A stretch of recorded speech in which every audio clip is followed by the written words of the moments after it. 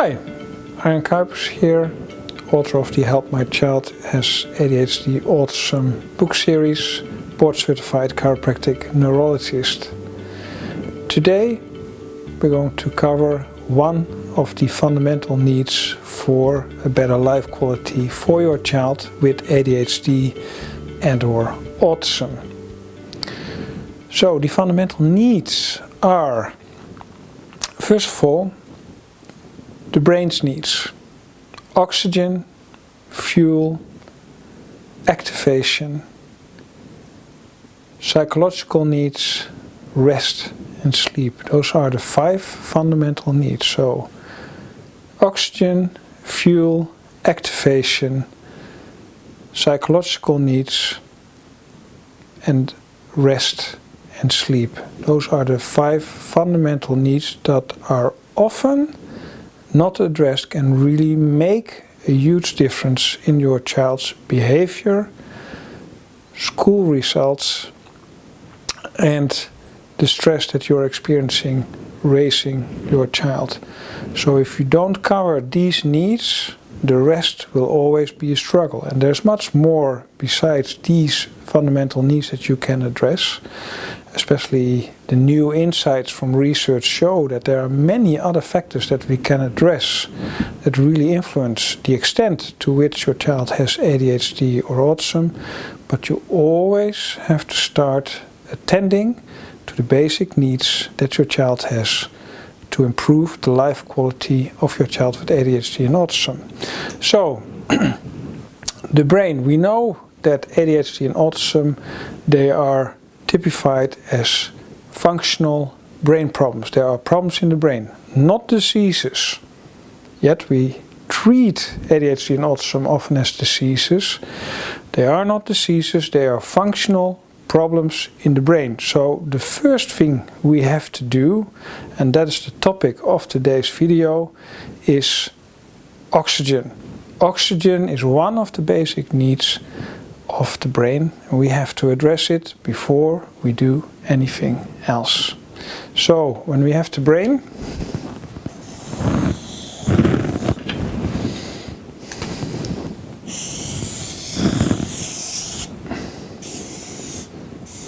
there's the brainstem, the little brain, the side part of the brain, the front part of the brain, parietal lobe, occipital lobe, where we typically register all the information that we see. So this is the front, this is the back, this is the brain. Brain has 3 different needs: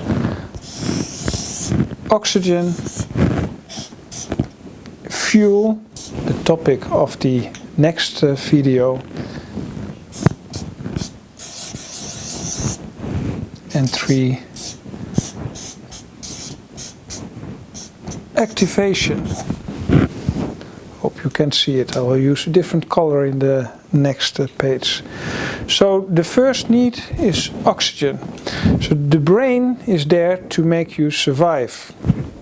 And what it needs is fuel, oxygen and activation. And fuel and activation we will cover in the next 2 videos, and it does so to make you function more optimally, and it receives information from the outside and it transmits information to the outside world. But if there's no oxygen, you cannot do this for a very long time. So if you want to improve school results, if you want to improve behavior, how your child is feeling, how happy your child is, besides all the other factors that we will cover in future training programs, you have to address oxygen. And how do you do that? Well, very easy. Where's more oxygen? Outside or inside? Get your child outside. There's more oxygen outside. Other thing you can do, have your child breathe properly. It is my work to look at children, to look at their posture, at how they move, where there are functional problems in their movement patterns, how the brain and the body interact. And one of the most remarkable findings that I find when I look at these children, when I observe them, when I examine them, is that often their postures, they are off. They are slumped, head carried is forward, the shoulders are often rotated in, and that greatly affects the oxygen carrying capacity to the blood, how much oxygen comes in. I think there's studies that say that it makes a difference if your posture improves with 5%.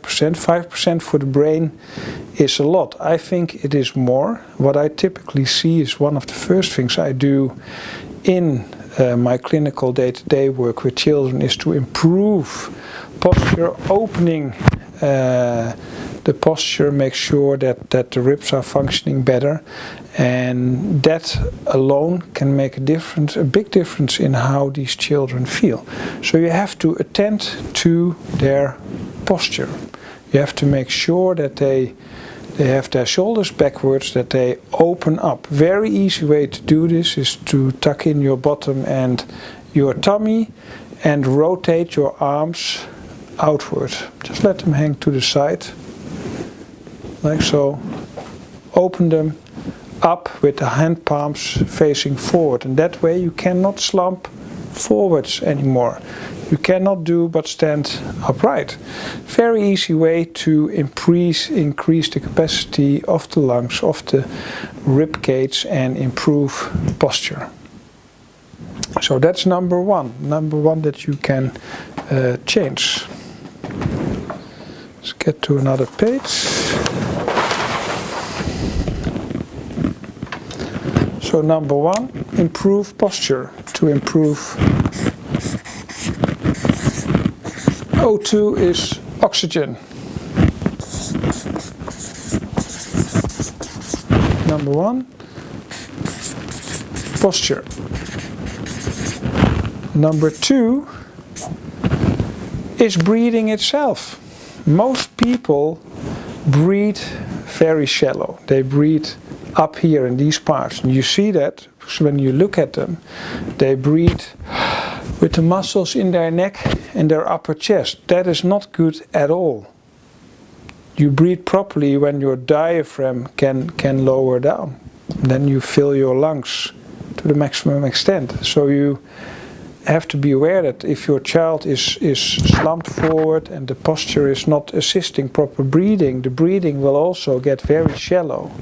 And you can actually improve the breathing by improving the diaphragmatic breathing, where the diaphragm lowers. A very simple way to do this is to just have a hand on the upper chest and a hand on the tummy of the child. When they lay down, it's the easiest. Just ask them, where do you feel that you're breathing? Is it up here, or is it on the tummy? Usually you see that both hands you feel movement. That is fine. You can also hold your hands on the sides of your stomach and see if there's any breathing possible, and focus on that you feel it more in the tummy and on the flanks of your tummy to open up.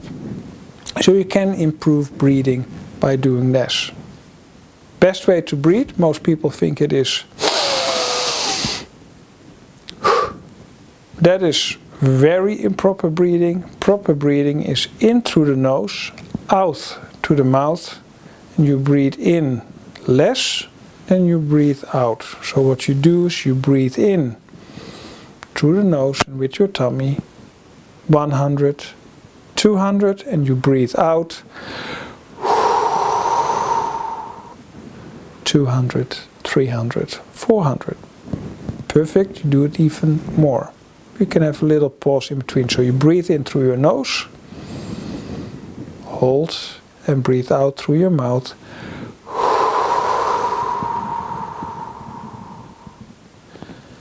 Longer than you breathe in. And you watch whether you breathe with the upper part of your chest, with the tummy, or that you use both, and you watch the flank breathing. So then you know that the breathing patterns are at least better. And you can practice this. Don't do it too long. After 1 hour you get lightheaded. If you get lightheaded, There's too much oxygen, that's not good either. But at least practice this a couple of times with your child and you will see that they get more aware of their bodies, which is often a problem with ADHD and autism, and that you improve their breathing patterns.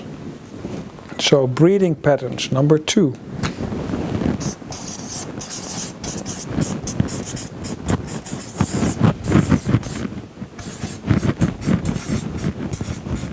Excuse my handwriting, it's the lowest grade I got in children's and middle school, so never really improved. So posture can improve, oxygenation, breathing patterns, and the third one may come as a surprise, is actually the food that you eat. The food that you eat has a big influence on the oxygen that goes to your brain. So it's the food that you eat. If you eat too much, if you eat foods that are rich in sugar, in carbohydrates, if you eat too much fat food, it will decrease the capacity and the oxygenation of your brain. Not only that, depending on what food you eat, you will influence the pH, the acidity of your body. The more acid your body is, the less oxygen goes to the brain. So the more acid your body is, the less oxygen goes to your brain. It is in direct competition with the brain's oxygen. So how do you address this? Eat green foods. Salads, vegetables that are green. Cut the carbohydrates, cut the pastas, the potatoes, the bread in your diet. If you want to do this, eat whole food, eat organic foods, and it will help the acidity. One of the easiest way to decrease acidity is to drink a lot of water. Specifically, alkaline is not so acid water, is alkaline water is water that has a pH of 7.4 or higher. When it gets lower, you have acid water. You can easily get a stick from measuring sticks from the pharmacy and measure the acidity of the water that you are using. So drinking a lot of water, 1 liter a day, 1.5 liter a day, will greatly help the oxygen carrying capacity and the oxygenation of your brain as well. So don't overeat, eat green foods, eat biological foods, cut the carbohydrates, don't put too much fat in the diet, even if some of the fats are very good for your brain, which we will talk about in future food videos. There's other things you can do also. You can improve the circulation to your brain.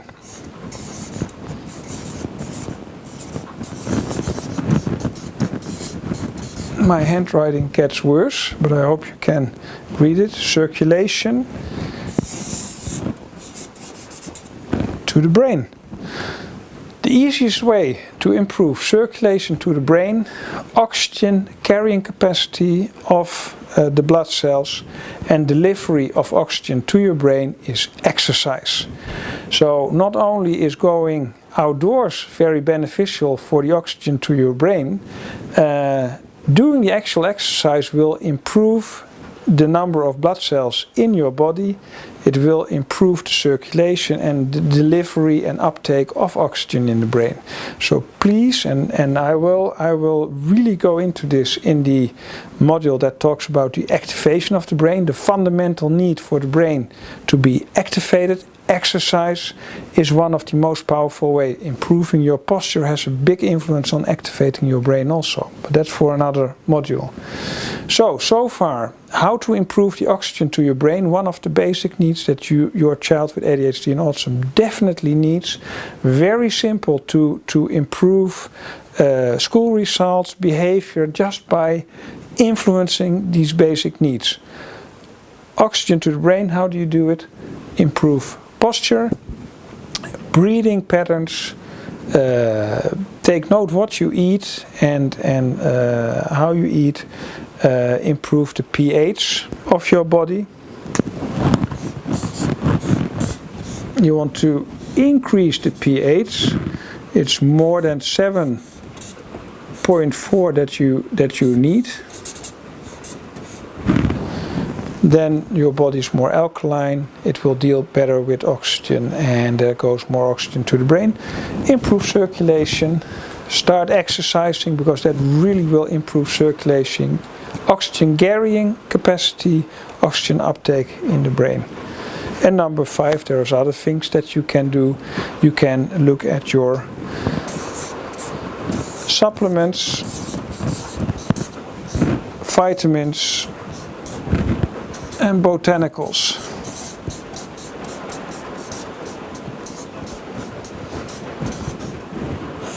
And you will get this in print under the video in case you cannot read, which is very likely that you cannot read it, but it helps me to write it down.